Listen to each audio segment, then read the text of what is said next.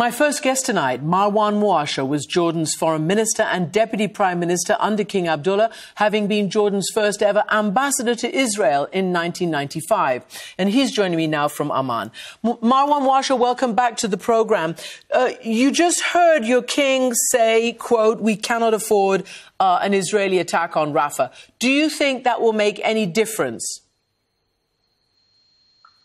Kристиан, over 1 million Palestinians have been pushed from North Gaza into Rafah, which is on the border of Egypt, in southern Gaza.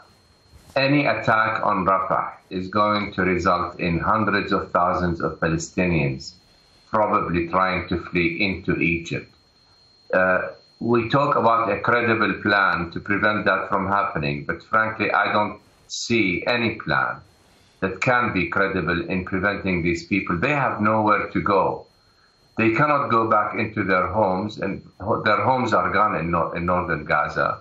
But they cannot even go back to the area because Israel is preventing them from doing so. They have nowhere to go.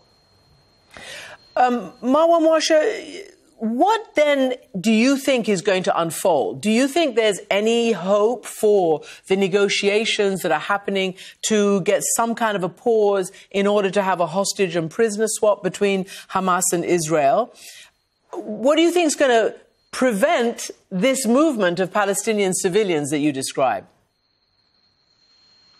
Well, obviously there are efforts to achieve a ceasefire, but as the king said, in his meeting with President Biden, what is needed is a lasting ceasefire. What is the purpose of a temporary ceasefire after which Israel is going to bomb Gaza again?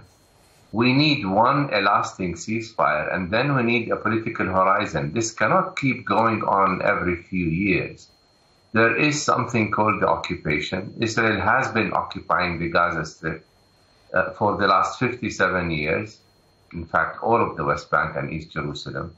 And what is needed is a credible plan to end the occupation, not just a ceasefire in which hostages are released as they should be, but then Gaza gets bombed again by the Israelis. It is very clear, Kристиан, that what Israel is doing goes far beyond trying to eradicate Hamas' military capability. They are trying to effect a mass transfer, which is why Jordan is so worried. Mm-hmm. Israel does not today want a Palestinian state, and it also does not want a Palestinian majority, because the Palestinians are already a majority in areas under Israel's control.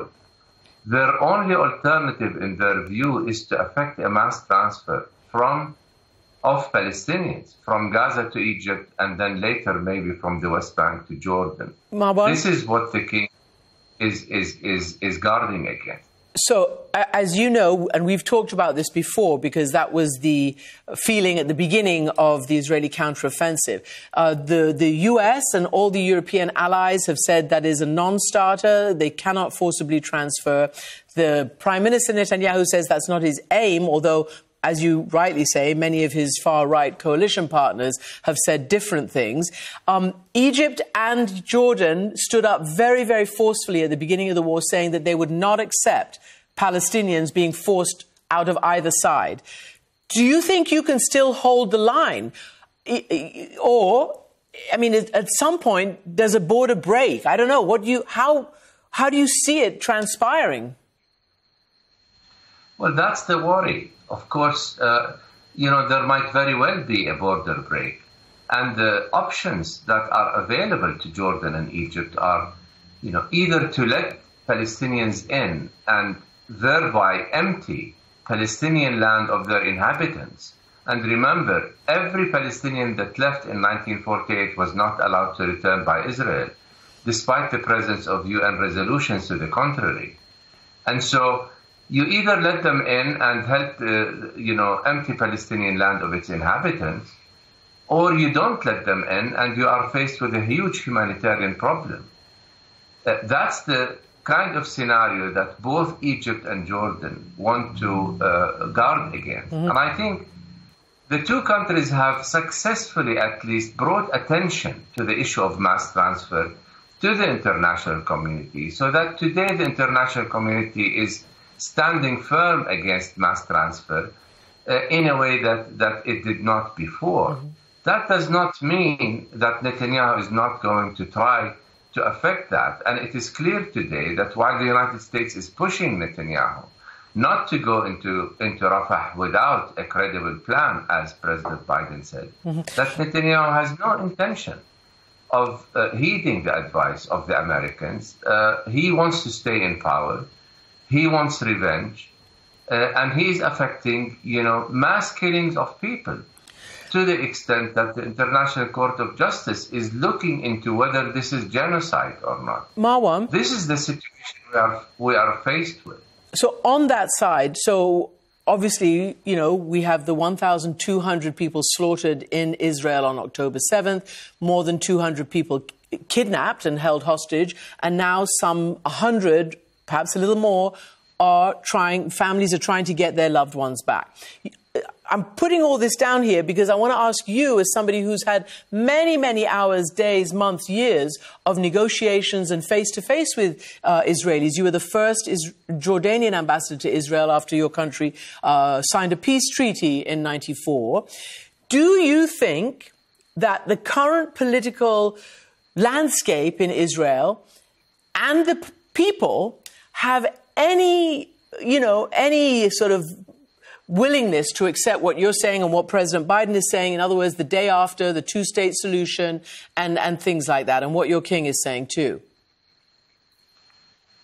Kристian, first I want to say that the killing of civilians should not be condoned by anyone, whether these civilians are Israelis or Palestinians. Yes, the Israeli public opinion today is very much against a two-state solution. Frankly, the Palestinian public opinion is also against a two-state solution. Both sides don't see or don't believe there is a partner on the other side. What I'm trying to say, though, is that when President Biden or anybody in the international community starts talking again about a two-state solution, they better accompany it with a credible plan to make it happen. Otherwise, it's just an empty slogan that means nothing while Israel builds more settlements and kill that very two-state solution that the international community is talking about.